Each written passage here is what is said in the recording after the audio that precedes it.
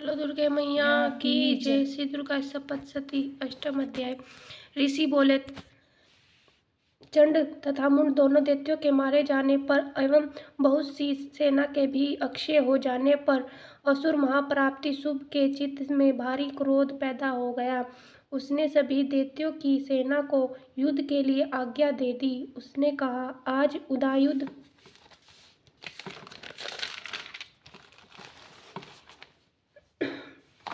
नामक 86 दैत्य सेनापति अपनी सारी सेना को लेकर चले। कंबकु नामक 84 सेनापति भी अपनी सेना के साथ युद्ध के लिए निकले और मेरी आज्ञा से 50 करोड़ वीर्य कुल के असुर तथा 100 द्रोण कुल के सेनापति सेनाओं के साथ कूच कर दे और फिर मेरी आज्ञा से कालिक मौर्य 2 हृदय कालिकाएं सभी असुर तैयार होकर शीघ्र प्रस्थान करें। भयंकर शासन करने वाले असुरराज शुभ ने इस प्रकार आज्ञा देकर स्वयं भी बहुत सी सहस्त्रों सेनाओं के साथ प्रस्थान कर दिया। जब चंडिका जी ने देखा कि अब इस और भयानक सेना साथ लेकर शुभ आ रहा है, तब उन्होंने अपने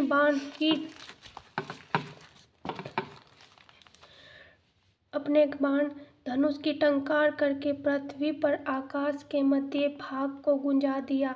हे राजन, उस समय सिंह ने बड़ी भारी गर्जना की। फिर अंबिका जी ने घंटा बजाकर उस गर्जना को और भी बढ़ा दिया। धनुष की टंकार, सिंह की गर्जना एवं घंटे के नाद से सभी दिशाओं के गूंज जाने पर भयानक शब्दों से काली जी ने भी अपना मुंह खूब फैलाया और गर्जना की। उस शब्द को सुनकर दैत्य सेनाओं ने चारों ओर से आकर देवी सिंह काली को क्रोध के साथ घेर लिया। इस अवसर के मध्य में, हे राजन, दैत्यों के नाश के लिए तथा देवताओं की वृद्धि के लिए अत्यंत बल एवं पराक्रम से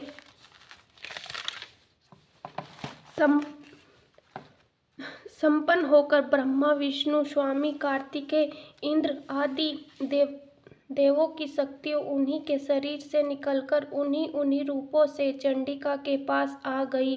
जिस देवता का जो रूप, जैसे भूषण तथा वाहन है, उन्हीं वस्तुओं से संपन्न होकर वह देवता शक्ति वही रूप धारण कर दैत्यों के साथ युद्ध करने आ गई। ब्रह्मा जी की शक्ति, जिसे ब्रह्माणी कहा जाता है, वह अक्षय सूत्र कमंडल से सुशोभित थी। सबसे प्रथम उपस्थित हुई महेश्वरी की शक्ति वृषभ पर विराजमान, सुंदर त्रिशूल धारण किए, महासर्पों के कंकण धारण किए मस्तक पर चंद्र रेखा सुशोभित थी। महेश्वरी शक्ति आई। कार्तिक स्वामी की शक्ति हाथ में शक्ति के लिए धनुष मोड़ पर आरूढ़, कौमारी अंबिका की शक्ति दैत्यों से युद्ध करने आई। वैसे ही विष्णु की शक्ति गरुड़ पर सवार होकर शंख चक्र गदा सार्ग एवं खंग हाथ में लिए आ गई। यज्ञ वाराह का विचित्र रूप धारण करने वाले विष्णु वराह शक्ति वैसा ही शरीर धारण करके वहां आई।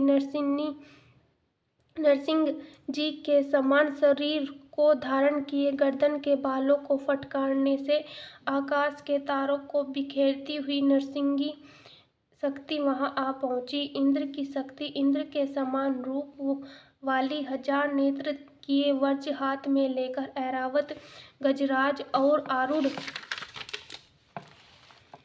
होकर वहां आ गई। तब उन देव शक्तियों से घिरे हुए शंकर जी ने चंडिका से कहा, मेरी प्रसन्नता के लिए शीघ्र से शीघ्र उन असुरों का संहार करो। तब देवी जी के शरीर से अत्यंत भयानक सैकड़ों गिद्धड़ियों की भांति हूँ नाद करती हुई बड़ी चंडिका शक्ति प्रकट हो गई। तब उस अपरिचिता देवी ने धुएं जैसी जटा वाले शिव से कहा, भगवान, आप दूत बनकर शुभ निशुभ के पास जाएं। वहां जाकर उन अभिमानी शुभ निशुभ दानवों को तथा युद्ध में आए हुए दूसरे दानवों को भी कहे कि हे दानव, यदि तुम लोग जीना चाहते हो तो त्रिलोकी का राज्य इंद्र प्राप्त करे।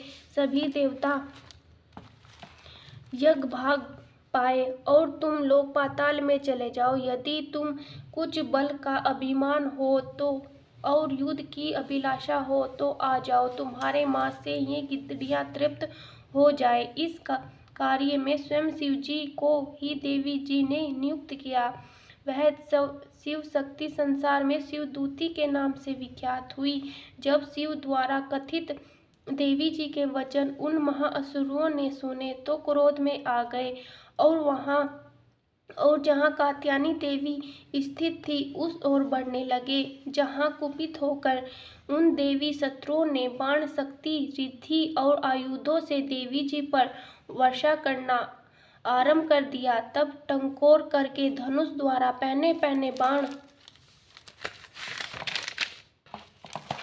छोड़कर देवी जी ने खेल ही खेल में उनके फेंके हुए बाण, शूल, शक्ति, परशु आदि शस्त्रों को काट डाला। फिर काली भी उनके सामने होकर शस्त्रों को शूल के प्रहारों से चीरती फाड़ती, खंडवांग से कुचलती मारती विचरण करने लगी। इधर ब्रह्माणी शक्ति ने जिस ओर दौड़ती उसी अपने कमंडल का जल छिड़कती देती, जिससे शत्रुओं का पराक्रम एवं तेज नष्ट होता जा रहा था।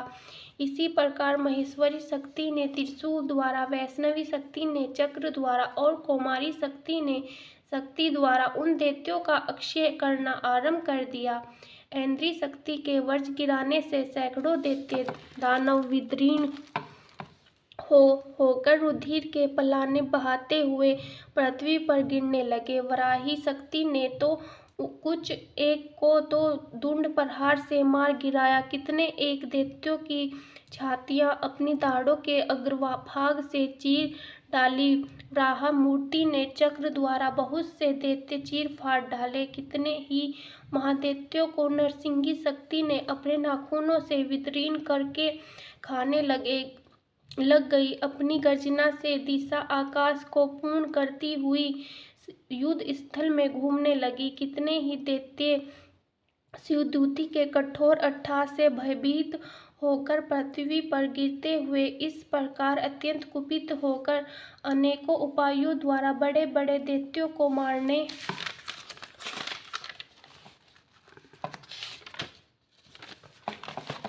मारते हुए मार्तगणों को देखकर देव शत्रुओं के सैनिक भागने लगे। उन दैत्यों को मार्तगण से पीड़ित होकर भागता हुआ देखकर क्रुद्ध हुआ महाअसुर रक्तबीज युद्ध करने के लिए आ गया। रक्तबीज के वज्रमय शरीर से एक भी रुधिर बिंदु जब पृथ्वी पर गिरता तब उसी के समान बलवान दूसरा असुर पैदा हो जाता। उस महाअसुर ने आकर इंद्र शक्ति के साथ युद्ध किया। तब ऐन्द्री शक्ति ने अपने वज्र द्वारा रक्तबीज की ताड़ना की। वज्र लगते ही उसके शरीर से बहुत सा रुधिर बहने लगा। रुधिर की एक एक बूंद से बहुत से योद्धा पैदा हो गए, जिसका रूप पराक्रम रक्तबीज के समान था। जितनी भी रक्तबीज की बूंदें पृथ्वी पर गिरी थी, उसके सदृश बलवीर्य पराक्रमी पुरुष उत्पन्न हो गए। वे रक्तबीज से उत्पन्न हुए पुरुष भी अत्यंत भयानक अस्त्र शस्त्रों से सुसज्जित मार्तगणों के साथ लड़ने लगे। फिर ऐन्द्री ने वज्र से उसका सिर अक्षत विक्षत कर दिया, उससे रुधिर बह उठा। तब हजारों पुरुष से रुधिर से पैदा हो गए। वैष्णवी शक्ति ने चक्र द्वारा उसे मारा। ऐन्द्री ने गदा द्वारा उस असुर राज की ताड़ना की। वैष्णवी के चक्र से अक्षत होकर उसके शरीर से जो ही रुधिर स्राव हुआ, उससे हजारों उसी के समान महाअसुर पैदा हो गए। कुमारी ने शक्ति से उसे मारा। वराही ने तलवार से, महेश्वरी ने महाअसुर रक्तबीज का त्रिशूल से हनन किया। उस दैत्य ने भी गदा द्वारा सभी मार्तगणों को पृथक पृथक मारा। उस समय रक्तबीज बड़े गुस्से में समाविष्ट था। शक्ति, शूल आदि का युद्धों से कई बार विक्षत होने पर उसके शरीर से खून पृथ्वी पर गिरते ही सैकड़ों असुर उत्पन्न हो चुके थे। दैत्यों के रुधिर से उत्पन्न उन असुरों से सारा जगत व्याप्त हो गया। तब तो देवता अत्यंत भयभीत हो गए। देवता को डरा हुआ एवं उदास देखकर तब शीघ्र ही चंडिका ने काली से कहा, हे चामुंडे, अपना मुंह तुम भी विस्तार से फैला लो। मेरे शस्त्र के पात से गिरते हुए रुधिर बिंदु तथा बिंदुओं से उत्पन्न महादैत्य को अपने वेग मुख द्वारा खाती जाओ। युद्ध भूमि में रुधिर उत्पन्न इन महान दैत्यों का भक्षण करती हुई तुम घूमती रहो, तभी इस दैत्य का रुधिर अक्षीण होगा। इसी प्रकार इसका अक्षय होगा। तुम्हारे द्वारा इस प्रकार खाए जाने पर यह भयानक नए असुर पैदा नहीं हो सकेंगे। इस प्रकार जब कहकर चंडिका जी ने रक्त बीज पर त्रिशूल से प्रहार किया। फिर कालिका जी ने रक्त बीज का रुधिर मुख में ग्रहण कर लिया। फिर उस दैत्य ने भी चंडिका पर गदा चलाई, किंतु उस गदापात द्वारा चंडिका को कुछ थोड़ी भी वेदना न हुई। रक्त बीज के अक्षत विक्षत शरीर से तो बहुत सा रुधिर गिरने लगा। उसे चामुंडा मुख द्वारा पीती गई और जो रक्तपात से दैत्य उत्पन्न हो गए थे उन्हें मुख में डालती गई। इस प्रकार चामुंडा ने भी दैत्य खाट डाले और रक्त बीज का रुधिर पी डाला। तब देवी ने शूल, वज्र, बाण, तलवार, हृष्टि आदि आयुधों से रुधिरहीन और उस महा असुर को मार दिया। सहस्त्र समूह के आहत होकर वह पृथ्वी पर गिर पड़ा। हे राजन, रुधिर तो उसका चामुंडा ने पी लिया था। उसकी मृत्यु के बाद देवता प्रसन्न हुए। मार्तगण उसके रुधिर पान के मंद से उन्नत होकर नृत्य करने लगे। बोलो अम्बे मैया की जय।